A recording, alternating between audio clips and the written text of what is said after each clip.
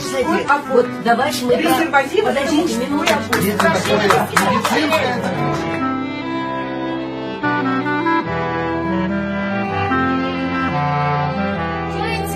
На любого должна распространяться чистота и святость, а не деспотизм.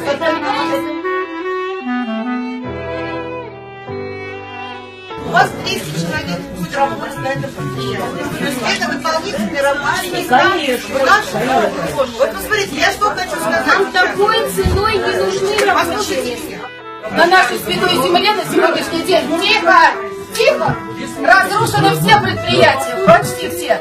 И уникальные предприятия по производству выучат все.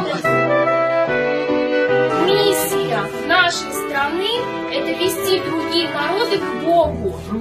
Если из нашей колыбели расползаются по всей Европе, по всему миру презервативы, это наш национальный позор.